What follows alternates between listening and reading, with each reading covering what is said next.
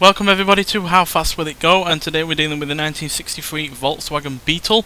Now this has 960 horsepower, 630 pounds-feet of torque from a 4-litre twin-turbocharged flat-six engine.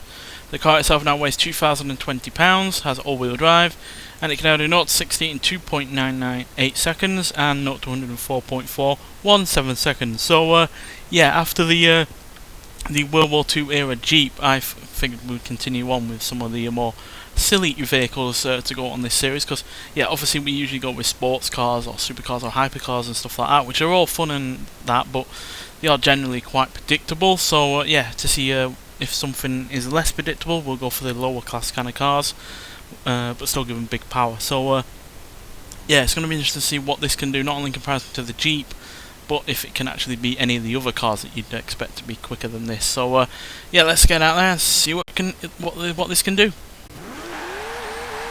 So yeah, obviously 960 horsepower, something that weighs barely 2,000 pounds, is obviously a hell of a lot of power, but it's more than 900 horsepower than what this car had originally. So we obviously are expecting a lot from this thing, but if we can at least match the Jeep from the previous episode, then I'll be happy. It's 210, 220, 230. The Jeep did 237, and we're past that now, which is good. It's 245.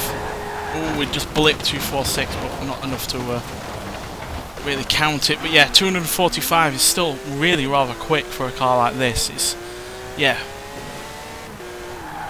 nowhere near as slow as the Jeep was.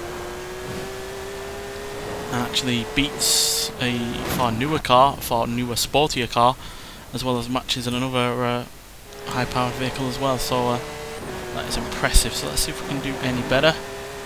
Let's see if we can at least hold that 246, because obviously we can get there. It's just that we didn't have the amount of space necessary to hold it.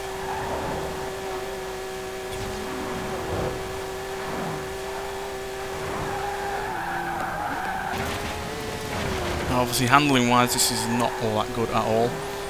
It's got a far larger, far more powerful engine at the rear still, and yet it's still got its short wheelbase. It's not particularly wide,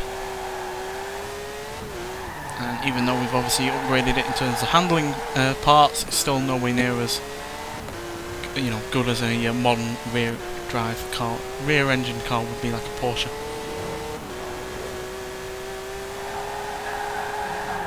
Yeah, we're not going to make that. There's a hell of a lot of understeer with this, which I guess is no surprise given the lack of weight up front and the fact it was never meant for all-wheel drive.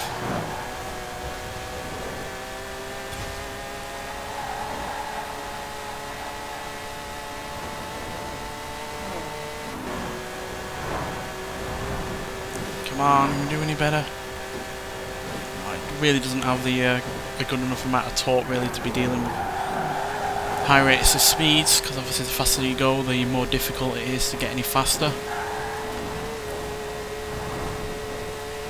That's why it's always been impressive that some hypercars are extremely quick at more than 200 miles an hour.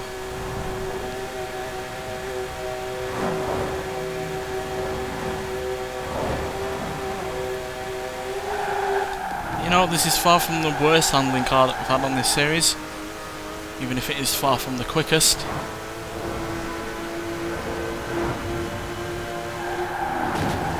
But yeah, there we go, 245 is our final top speed, which yes, is not the quickest car that we've had on this series, but it's quicker than the Jeep from the previous episode by 8 miles an hour.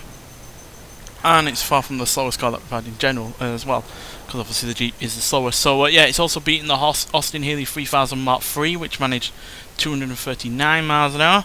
It's managed to match the Morgan Aero Super Sports and the Mercedes-Benz SL65 AMG Black Series as well. So yeah, technically joint third, but from the bottom, but still a really rather good speed, especially given how much more power it's dealing with, how much more speed it's dealing with, and the fact that the Morgan and the Mercedes were meant to do high rates of speed, at least, 160, 100 to nearly 200, whereas this is nowhere near meant to be dealing with these kind of speeds. But it is slower than the Triumph TR6, an Aston Martin DBR1, an Aston Martin Vanquish Zagato Coupe, and obviously every other car above it.